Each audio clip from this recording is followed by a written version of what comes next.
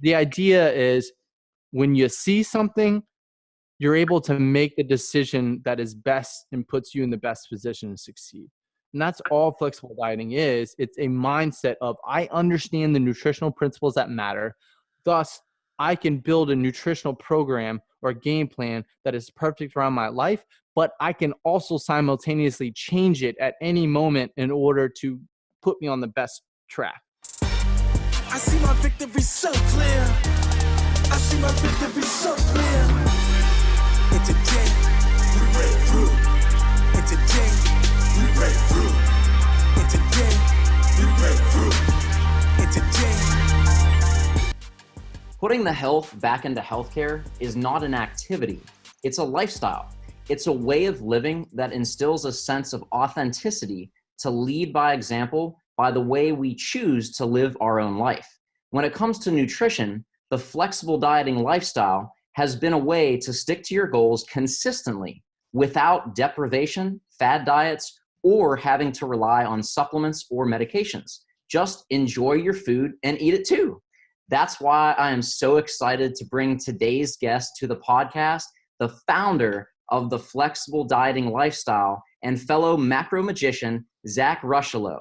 This icon in the nutrition industry recently turned 26, states that above all else, loves three things more than anything in the world: his faith and relationship with God, his amazing family, and of course, food.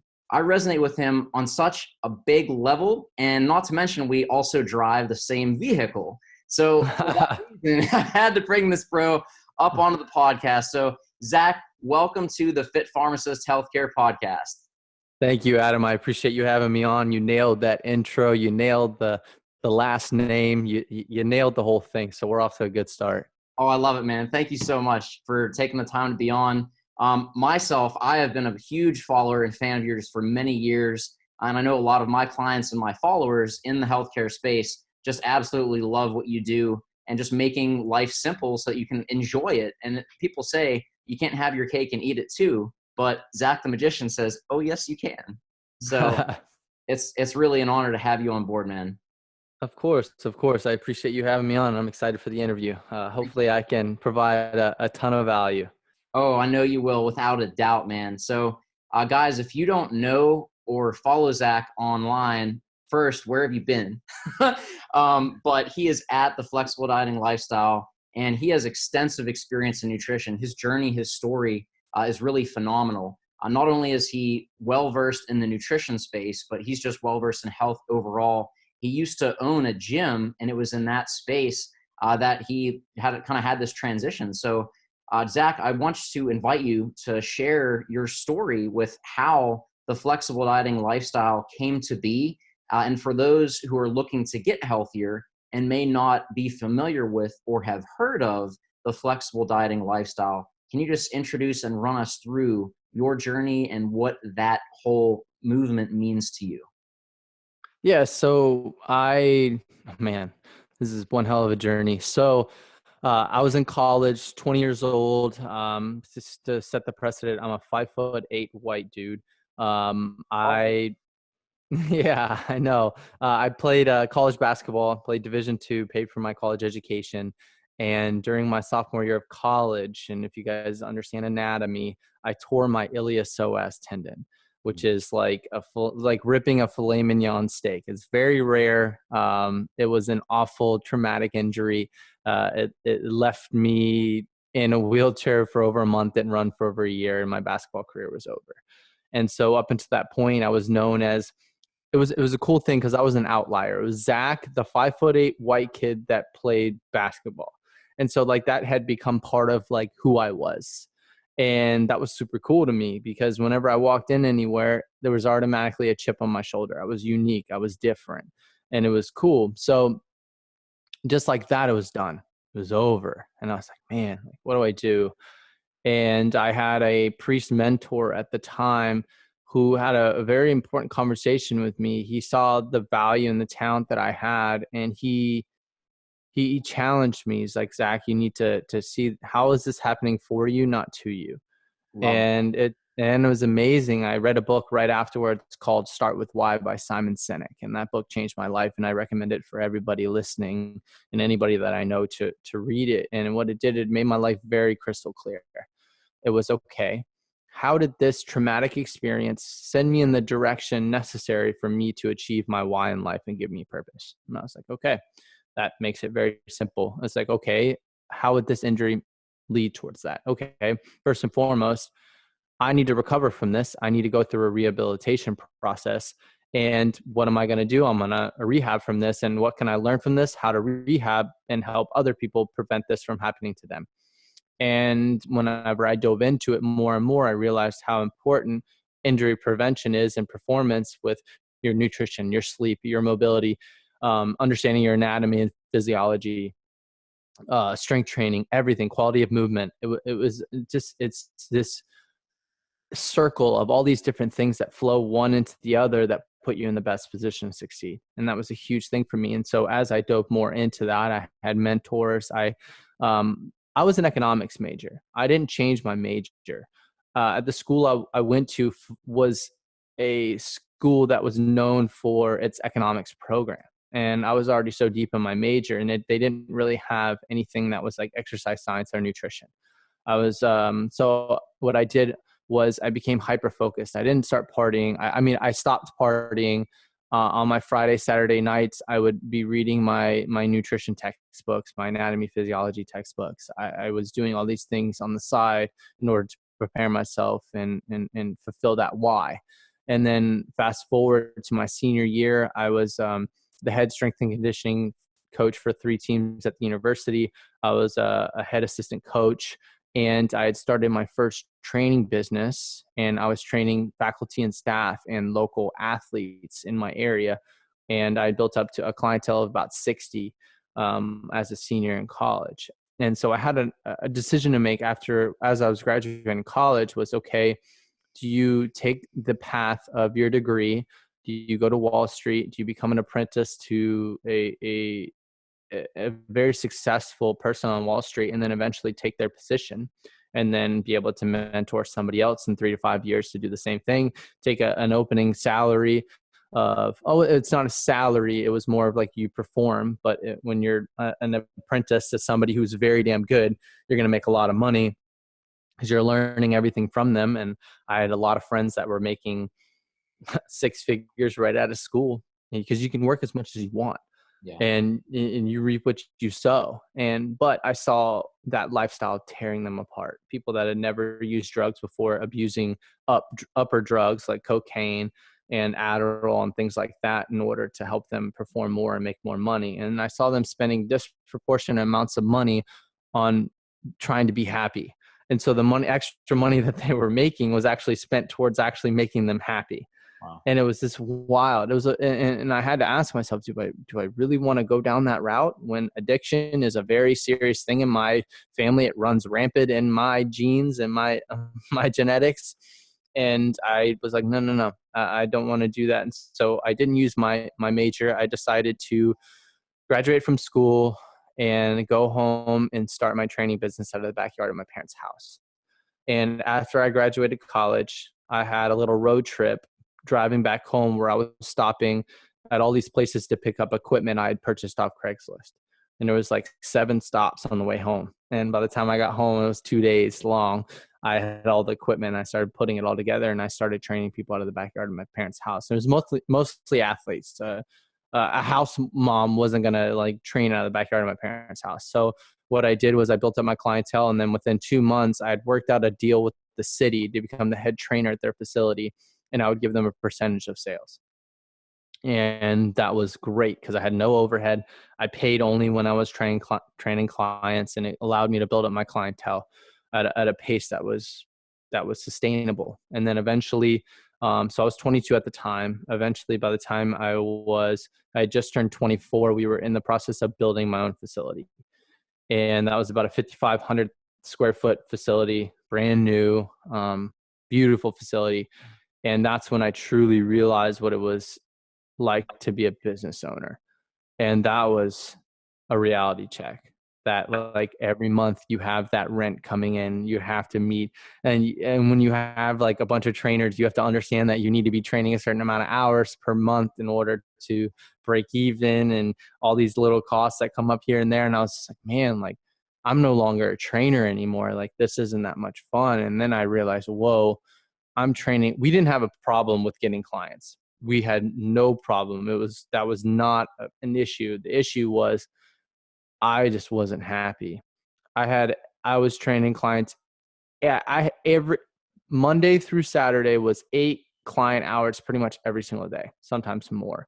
And that's not on top of what you have to do at the gym. So that was intense for me, because 8 hours of the day, I was no longer, I was not allowed to really think about myself. I was thinking about other people. And then eventually I was like, man, like I was just so fatigued. I couldn't even think about myself. And I was just becoming a zombie. And I was like, why am I not happy? I was like, I have everything I wanted. I'm as successful as I want to be. I'm up for business of the year as a 24, like what the heck? And then I had to be real with myself and say, okay, like what would really make me happy? And so I thought about my day. I was like, the times when I was really happy was, if you're a personal trainer, you understand like from that 11 p.m. to 2 to 4 p.m. is that lull time when you don't really have clients. You're training clients from like 6 to 11 and then like 4 to 9. And in that in between time, I was going home and cooking, and I was just like having fun with recipes and stuff. And one thing that was also huge with my training was the fact that of the nutritional component that they got with it. There's a lot of educational aspects, and everybody was getting results. It was not because of the time I was training them 2 to 3 times a week. Like that wasn't it. It was the application outside that got them the results. And I was like, man, that's so powerful. I was like, that's so powerful. And I was just, I wanted to help more people that way. And so I just started sharing more about that. And then eventually people were just like, hey, start your own Instagram. And so January 2016 is where I started the Flexible Dieting Lifestyle Instagram page. And so I started just sharing recipes on there. And then eventually it moved to a lot more educational content. And then it turned into something I couldn't even have imagined. It became a business in itself. So I started to see it as a business when in, what is it, September of 2016, I went to my first fitness expo, and it was the Olympia in Las Vegas. I went there with, as a fan. I had no idea like what I was getting myself into. I just had people recommending. At the time, I had, I think like 25,000 followers, something like that. And I was walking around the expo, did not expect this to happen, but I was getting stopped left and right to ask to take pictures and everything. I was like, whoa, I was like, wow, this is cool. I was like, man, this is like really cool. And eventually, throughout the whole weekend, I was just walking around, and it was happening over and over and over again. And in that moment, as I was flying home, I was like, I'm going to sell my damn gym. I'm going to figure out how to turn this into a business to where I'm good and I can sell my gym. And so it was a 6 to 8 month goal I set for myself to create a replaceable income that was solid enough that I could live on and be able to sell the gym. And so eventually I did that, and I sold it in June of 2017. Moved to Austin in September of 2017, and I've been full-time with FDL since then. And so it's coming up on almost 2 years, which is pretty damn cool. So that's pretty much the long, I mean, not the long, I could go way longer on that story. But it's been a cool ride, just showing up each and every day, and it's just cool. Now I have a team of 4. We go on we're going in a week, we're going to New York together on a team trip, just our first like real trip together, for a weekend just to hang out. And it's been wild. It's been really cool. Nothing magical has happened throughout. It's just showing up each day and surrounding yourself with really damn cool people. So yeah, I know you wanted me to touch on like what Flexible Dieting Lifestyle is and like what's the brand. I just feel like I've been talking for so long without not talking. So like I kind of just want to hear your voice for a second, and then I'll go right back. Well, dude, Wow. Like the reason I'm not talking is I'm speechless. Like your journey is so inspiring and there's a lot of amazing golden nuggets in there. But really learning points that I think our audience here with the Fit Pharmacist can really resonate with. One of the big things is people chasing money and feeling that that will buy happiness. Unfortunately, I see that in pharmacy a lot, people looking at the dollar signs because it's dramatically different. Community pharmacy or retail being the biggest, your traditional mom and pop shops, pharmacies you walk in to get your scripts filled, being the biggest source of income. So people chase that and it might be great for a few months, but after a while they feel that lack of fulfillment or like, what am I doing here? So my question for you with that I think will really help people is I think a lot of people find out that they have to really take a check with themselves and realize that they're not happy and the money is not going to do it. It might work short term, but long term, it's not going to fill you up. So my question for you is the most common reason that people don't make that shift or pivot is fear of the unknown. They have the security, so they want to keep that. So what did you find to help you when you were at that time thinking like, wow, like this is so cool. There's so much potential here. Like people are telling me, they're cheering me on that I can do this. So was there a moment or like a thing that clicked in your head where you decided to take that leap of faith and go all in on what you felt filled you up? I wouldn't say there was a moment. There was just a vision. So, for example, I constantly thought of what would life look like if I could do this all day long, and I just constantly kept that going through my mind at all times. What would life look like? What would life look like? And like when we think about the best athletes or entrepreneurs in the world, they already are thinking about what life's going to be like once they do it. So it's what kept going on in my head was it's only a matter of time. And I think that's something, if everybody can adopt that, it's only a matter of time. Those who lose are the people that quit. And it's like, you will get there. We don't know when, but it's a matter of time. And like that changed my life. That because it's like, oh man, I don't know how to do this right now. I'm gonna figure it out. It's only a matter of time. And like anytime I ever had like came into anything, it's like, okay, that just kept going through my mind all the time. And so there wasn't like a specific moment, but that's the thing that helped me truly understand was just creating that vision of like, man, this would be really cool. And it's like, okay, let's make it happen. It's only a matter of time. And so one thing I see a lot of people do that sucks is they because they're not happy, but they're making a lot of money. They buy a nice car, they buy a nice house, they have all these liabilities, they have all these expenses to where they have a car that they drive to work and they drive back home, and they have a house that they only sleep in. That's it. And so they have all these nice things that they only use in order when they're not working.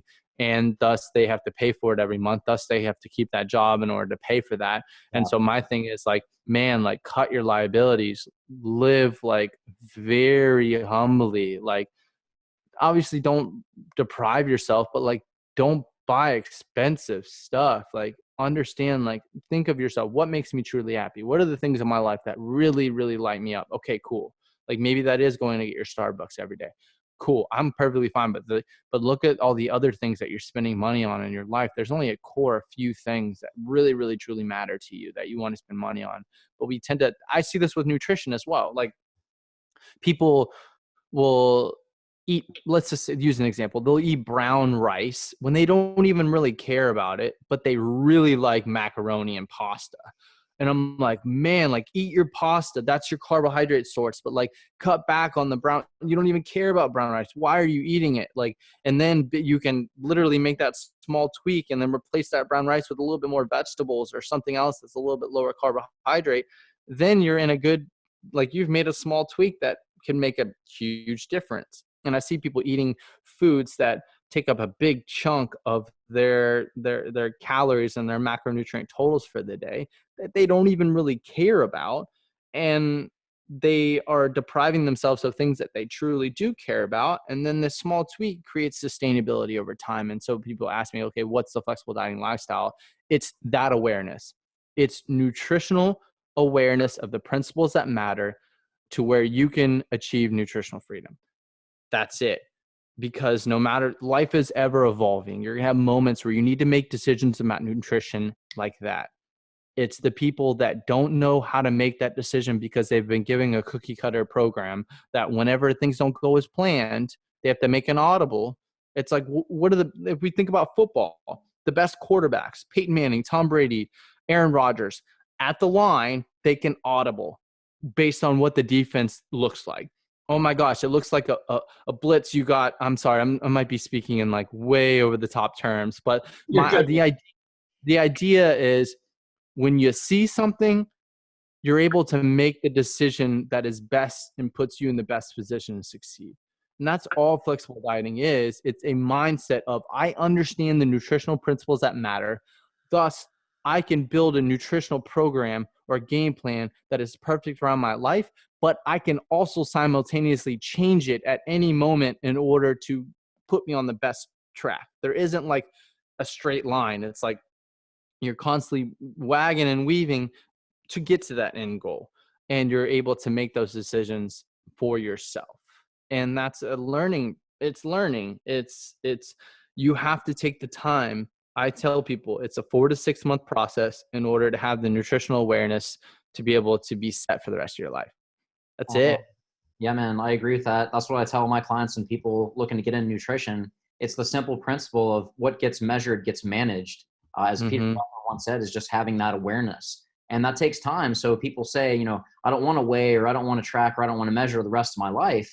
And that's not it. And I always tell people, like, think back to when you were learning to tie your shoes. You never done it before. You have to be like super focused and take your time, and you're still screwing up. Whereas your parents aren't even paying attention. They're doing something else, and they're tying their shoes real fast, perfect, because they've been practicing that for so long. And just like you probably don't even remember tying your shoes today, that's what consistency will build you. And coming back to what you said on how to make that pivot and go for your dreams, I think that both of us are on that visualization track. We're just seeing that, and what's this going to look like? Seeing what the results you want and being consistent. So it's not just like wish it and appears. There's work required. You have to put in the time, like you just said, but being really clear. I always say clarity creates power. So the more that you work towards it, the more you visualize that, the more you can get into that kind of system that will allow you to afford and create the life that you want. Yeah, it's tracking now so you don't have to track for the rest of your life. Because the awareness that you create just by just weighing out your food for a little bit of time, oh my gosh, it's like the old adage. It's like give a man a fish he eats for a day, teach a man to fish he eats for a lifetime. Love that. You just got to go through that process. It's just like with anything. But if you start with the end in mind of, hey, in 4 months, I don't want to have to track macros ever again. Cool. Then be so damn present when you're tracking right now to where you create those mental pictures so you don't have to do it anymore. You don't have to spend any more unnecessary time. Just be super present. Dive into it as much as you can, and then you don't have to worry about it ever again. And that's a huge thing that a lot of people they overwhelm themselves. They tell themselves they can't do it before they even give it a try. And they expect once it starts to get a little hard and a little difficult and they have some failures, they quit. And this is a huge thing. They have people around them that love them so much. So for example, it could be your mom or your dad. This is something I've worked on with a lot of clients, is the idea of you need to be careful telling people around you that you're struggling, that care about you. For example, let's say I'm starting to track macros and I'm talking to my mom. My mom does not understand macros. She does not understand it at all. I'm not talking about my mom. I'm talking about just in I general. was gonna say she's always in the videos. Yeah. Like my mom definitely understands it. But let's say that you're starting to track macros. It's really difficult in the beginning and you're having some struggles. And you tell your mom that. Your mom's going to be like, well, honey, like, don't worry about it. It's okay. Like like you should just stop doing that. It's a little too aggressive. That's a little too much. Like I've never tracked my macros and I'm okay. Like, and you're going to have people that are just going to want you to be happy because you're struggling. So what do you need to do? Tell those people all the great things that you're going, like, oh my God, I had pizza today for the first time and it fit into my macros. That's so cool.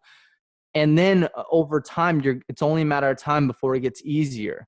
because you don't want to tell those people in the beginning, because all they're going to think about is like, oh man, like you're struggling, you're having a hard time. Like, talk about all the good things. And then eventually those bad things that are struggles will become so much easier to where you won't even have to tell anybody about it. So you just got to be careful about that, because we all have those people in our lives that want to just protect us. So then they'll tell us to stop doing the thing that's creating struggle, when in reality that struggle is necessary investment into like you being happy and successful in the long run. Well, That's it's just everything in life. Yeah, man, that's such a golden nugget. Those people that care and love you. So if there's something in your way, they just want to get it out. They have good intentions, but that's such a big key. And I tell people this all the time. If you're always skipping the struggle, you'll never create the strength. That's where Mm-hmm. it comes from, is by overcoming that adversity. Use what's in your way to empower you through that learning process. So I don't think that's the point I've ever covered in the podcast. So that's awesome that you brought that up.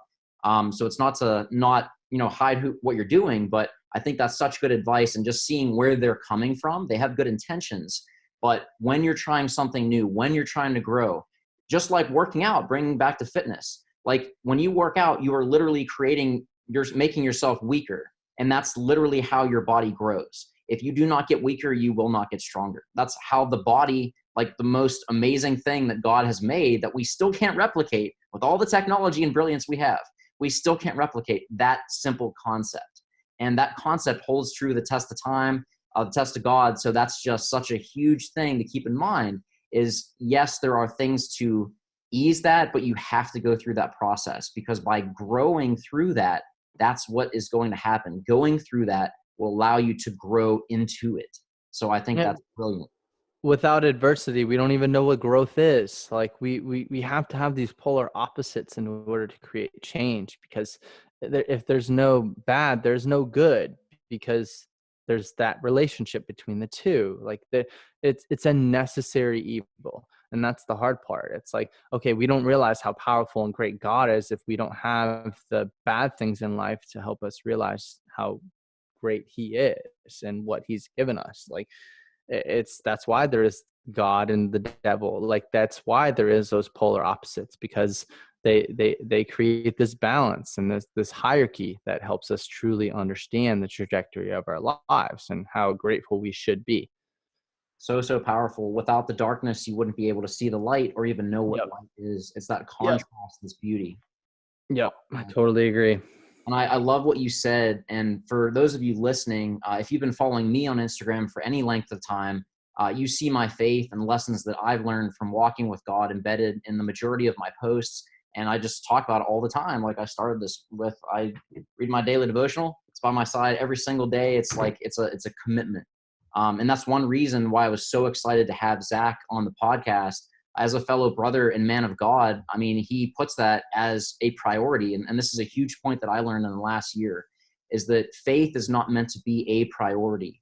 Faith is meant to be central in all priorities in your life. It's not a centralized thing. It's for all things that you're looking to do. So Zach, I'd love to invite you to speak on that, because that's something very apparent that struck me when I started following you many years ago, is that Well, that's central with all that you do. you said it perfectly. It's the moral of the story. So, for example, there isn't a moment where you're just sitting there.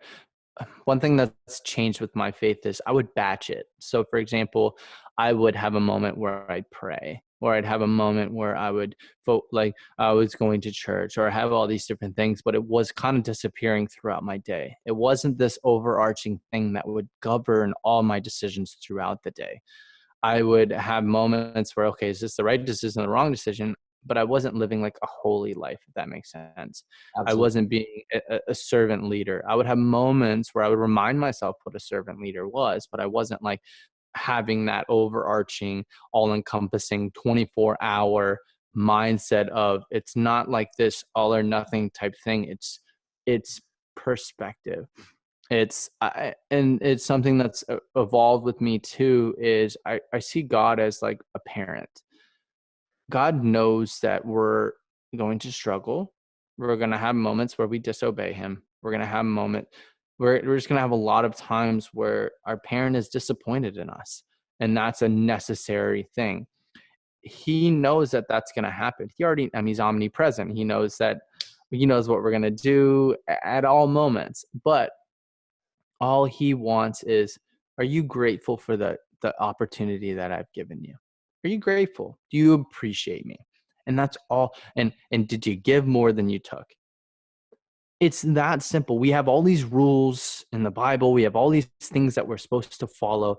But in reality, I believe, and people can say I'm full of it, from all the things I know every faith, I know every religion like the back of my hand. I've studied them all. The moral of the story is, are you a good person? What are your intentions? That's it. You can go to church, you can donate to charity, you can do all these different things. God knows what your intentions are. Are you doing it just to have your peers look up to you and be socially accepted? Or are you doing it because it's a good thing? Exactly, man. And so for me, who was born and raised Catholic, raised throughout, has gone through kind of a part in my life where I've really challenged that part of my faith to where, oh my God, I've truly realized, man, all these rules that I thought were black and white, they're not. Like, it's a very simple score. Are you a good person? Did you give more than you took? What are your intentions? Or do you appreciate the gifts, the gifts that God has given you to be able to glorify everything that He's given you? And are you making the most of it? Are you making Him proud? That's it. That's what governs my faith now. And I'm not going to rely so much on the interpretation of people interpreting signs and all these things and documenting it, because if you're a human being, you're biased. Like, and throughout, we're storytellers. And so I just think that's a simple framework that anybody can follow. Anybody, and I'm gonna have people that say, and I'm gonna start talking about this more. It's like I'm gonna have people that say, like, "Wow, you're so full of it," and it's like, cool, but that's my interpretation of it now after thinking about it for many years, my whole life, and I've been trying to understand throughout, and I've had many moments where I thought I had it all figured out, and then it just comes back to, man, it's really simple. It's really freaking simple. And once you understand that, it just kind of trickles down, because if you're like that with the overarching faith in God, then you do that with every aspect of your life. That simple framework: give more than you take, be a good person, be grateful. Boom. Then when this life is over, I believe you're going to be rewarded. And it's like, just like that. I love that. And that concept applies to so many areas in life. Just we feel that in order to succeed or find the answer, we have to like have this intricate formula or this thing that's a secret code. When it comes to nutrition, when it comes to business, God especially, like, oh no, I have to, recite it backwards while I'm standing upside down in order to really understand what it means. But the simple answers, it's really that simple. Complexity is the enemy to execution. So if you try to have all these crazy things and there's like 50 steps for one action plan, it's not going to get done. How can you simplify it? How can you get that clarity to create that power to be consistent and keep that present in every action that you make in life? So what you said there is so profound, not just with faith, but with nutrition. How many people listening to this, I don't know about you, but for me, I started with the whole clean eating thing. Like, oh, in order to get extreme results, I have to make extreme sacrifices. And it's got to be this intricate thing with, boiled chicken and all the fun stuff, right? So that led to just overwhelm and frustration and all of those things, and coming back to simple, flexible dieting. Yes, you can have a donut and not feel guilty and enjoy it and still crush squats, still look the way you want, still feel the way you want to feel, and stay on track with all the other things. So that is such a huge point I really want to drive home. So thank you for sharing that. Yeah. I mean, everything is the moral of the story is. So for example, if your whole diet consists of donuts, or the moral of the story is most of your diet is donuts, you're not going to be in a great position to succeed. If the moral of the story is most of your diet is whole, minimally processed, micronutrient dense foods, yes. And then if you happen to have a little bit of donuts here and there and fill in the gaps with that, that's how it should be. That's what being flexible is. And when you understand the nutritional principles that matter, you understand that. And that's all I want for anybody. I love that, man. This has been such an honor. I've learned a ton. I'm sure you guys listening, watching have too. But I'm gonna throw a curveball. I'm gonna do 5 fast facts about Zach real quick. Got it. So, favorite food? Oh, mac and cheese. Ooh. Favorite exercise? Walking. Now we're gonna go a little deeper here. What is the biggest lesson that you've learned in your life that comes to mind in the last 5 to 10 years? Wow. I mean, I harped on it over and over again, and it's only a matter of time. Only a matter of time. We talked about gratitude as being huge. I start every day with this. What is, in your current present, what is the one thing that you're most grateful for in your life right now? My inner circle. Oh man, my inner circle. It's people that I can confide in, and I can say to them, hey, what do you think of this? And I know their response is based on the love for me and wanting to see me succeed. So it's having those types of people around me. Amen, man. Final question. How do you define fitness? Man, are you? Oh man, Loaded question, right? that's a loaded question. How do I define fitness? Um, are are you fit enough to live the life that you want to live? I think that's it. Like at any moment, at any time, are you fit enough to have no regret based on what you're trying to do and trying to accomplish? And I think that's it. And that's different for so many people, but your fitness should help support you living your best life.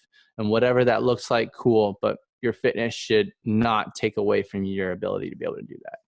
Nailed it, man. That's absolutely beautiful. Thank you so, so much for being on this, for sharing all that. I got tons of value. I know people listening to this, you guys, this is a podcast that you want to listen to several times. If you're driving, make sure you get home so you have some notes to take, because there's some major golden nuggets in here. Zach, where can people best follow and interact with you?